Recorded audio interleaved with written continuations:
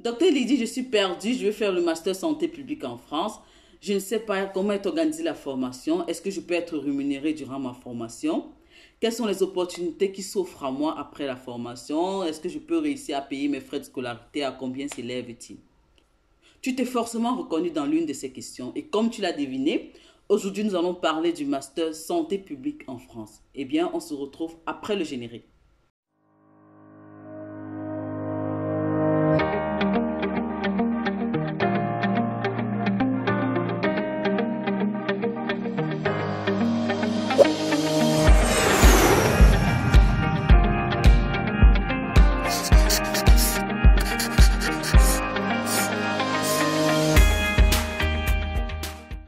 Rebonjour, moi c'est Lydie Camo. Pour ceux qui ne me connaissent pas, je suis médecin et promotrice de Passétude. Passétude, c'est cette plateforme-là qui accompagne les étudiants et les salariés dans leurs projets académiques et professionnels en France. Nous les aidons à préparer leurs entretiens, à rédiger leurs CV lettres de motivation, à constituer le dossier pour Campus France, pour l'ambassade et même à la recherche du logement en France.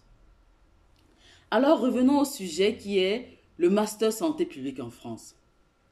Déjà, pour commencer, je tiens à vous rappeler que pour faire ce master, il ne faut pas forcément avoir un background santé. C'est vrai que la plupart des personnes qui font ce master, ce sont des médecins, des pharmaciens, des dentistes, des kinésithérapeutes, des aides-soignants, des infirmiers. Parce que ce master leur permet d'avoir une vision globale de la santé et permet aussi d'occuper des postes qui ne sont pas directement liés aux soins et qui les attirent particulièrement. Et sachez que des personnes qui ont des licences comme sciences de la vie, comme biologie, comme chimie, comme mathématiques, comme même informatique, peuvent faire le master santé publique. Et ceci, pourquoi? Parce que dans le master santé publique, il y a tellement de sous-spécialités dont chacun se retrouve. Je prends l'exemple, il y a épidémiologie, il y a biostatistique, il y a informatique médicale, il y a éthique en santé, il y a manager en santé, il y a nutrition santé, il y a, j'oublie quoi, économie en santé. Donc, il y a tellement de spécialités. Et en France, il y a tellement d'universités, plus d'une dizaine, presque une vingtaine même, qui offrent ce master-là. Donc, n'hésitez pas à aller sur les plateformes des universités, à regarder vraiment quelles sont les spécialités de santé publique que vous retrouvez dans ces universités-là. Vous n'avez pas forcément les mêmes spécialités dans toutes les universités qui offrent comme formation ce master. Maintenant, comment est organisée la formation en France? Il y a le master 1 et le master 2. Dans certaines universités, on entre directement dans cette spécialité en master 1. Alors que dans d'autres, tu entres d'abord dans master santé publique générale et au second semestre, tu te spécialises ou bien l'année qui suit avant de te spécialiser. Et on a ce qu'on appelle la formation initiale, la formation continue et on a l'alternance. La formation initiale, c'est pour ceux qui n'ont pas mis de pause dans leurs études. Donc, si tu as fini ta formation d'infirmier, tu es arrivé en France, tu t'es inscrit directement en master santé publique. Ou si ça fait juste moins de 2 ans que tu as arrêté tes études, là, tu peux encore aller vers la formation initiale. Et maintenant, bien entendu, la formation continue, c'est le contraire. Ceux qui ont mis une longue pause, ceux qui sont en reconversion professionnelle, voilà, la plupart du temps, leurs frais de scolarité sont plus élevés. Que ce soit formation initiale, formation continue, sachez que le rythme est un peu plus soutenu. C'est vraiment de lundi à vendredi, de 8h à 17h, 18h. Et maintenant, en fonction des spécialités, il y a des spécialités qui sont plus digestes dans certaines universités où vous pouvez avoir des jours sans avoir cours. Et maintenant, parlons de l'alternance. L'alternance, c'est ce système-là qui te permet de travailler et d'étudier en même temps. Donc, si tu as eu la chance de trouver un centre de recherche qui te prend en alternance, là, non seulement ils vont payer tes frais de scolarité, ils vont également te rémunérer. Donc, c'est très intéressant. Donc, quand vous allez lire les plateformes des universités, renseignez-vous, est-ce qu'ils proposent un programme en alternance? Parce que alternance, ça veut dire que vous n'allez pas être H24 à l'école. Vous avez une semaine à l'école et les autres semaines du mois, vous êtes en entreprise, au centre de recherche, à l'hôpital. Ce système vraiment est très intéressant parce que non seulement c'est déjà une insertion professionnelle pour la personne, ça permet en sorte que la personne puisse facilement trouver l'emploi après son diplôme. Je vous mentirais si je vous disais que c'est très facile de trouver cette alternance. Non, c'est pas facile, surtout dans le domaine de la santé, contrairement au domaine de l'ingénierie où c'est plus répandu. Maintenant, combien coûtent les frais de scolarité? En France, comme vous le savez, depuis 2 ans, les frais de scolarité ont augmenté.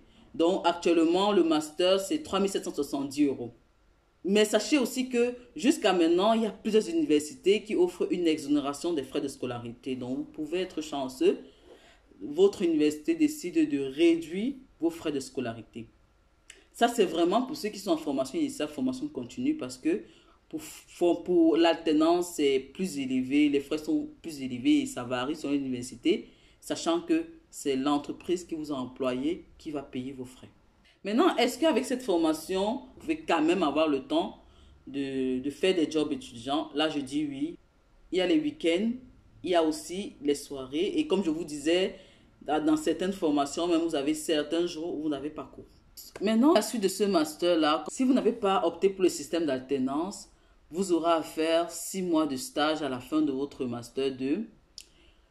Et à la fin des 6 mois, vous devez rédiger un mémoire, vous devez passer une soutenance avant d'obtenir votre diplôme. Quelles sont les opportunités qui s'offrent à vous après la formation? Les opportunités sont tellement variées et ça dépend également de la spécialité que vous avez choisie. Vous pouvez être statisticien, vous pouvez être contrôleur de gestion, vous pouvez être épidémiologiste, qualiticien, chef de projet, infirmier de santé publique, adjoint de direction. Il y en a tellement. Et si vous êtes mobile, sachez qu'il y a plusieurs ONG qui recherchent des personnes qui ont vraiment cette formation de master santé publique en Afrique, à l'international. Vous allez forcément trouver quelque chose. Maintenant, dans le cas de la France, sachez que les 2 filières qui recrutent le plus, c'est biostatistique et informatique médicale. Donc, si vous avez des connaissances poussées en mathématiques, en informatique, n'hésitez pas à aller vers cette filière-là parce que vraiment, je vous rassure, après la formation, vous êtes presque sûr d'avoir du travail en moins de 3 mois, je dirais. Et maintenant, si vous partez sur les autres formations, sachez aussi que vous avez des chances de trouver le travail. Rien n'est facile en France, c'est vrai. C'est pas comme si ça va se faire du clic du doigt, mais surtout que c'est une filière prometteuse. Le monde est de plus en plus tourné vers le préventif. Et autre conseil que j'aimerais vous donner, c'est que pour avoir les chances d'être facilement admis dans ce master-là, c'est postuler un master 1.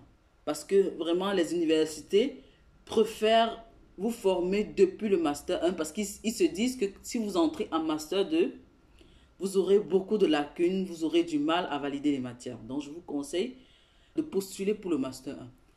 Maintenant, il y a des personnes qui, sans toutefois être formées en master santé publique, ils ont déjà occupé plusieurs postes dans le domaine de santé publique. N'hésitez pas, faites-les ressortir dans votre lettre de motivation. Ça peut faire en sorte que vous soyez directement admis à Master 2. Sachez que quand vous avez à l'idée un projet d'études en France, vous devez vous prendre longtemps à l'avance.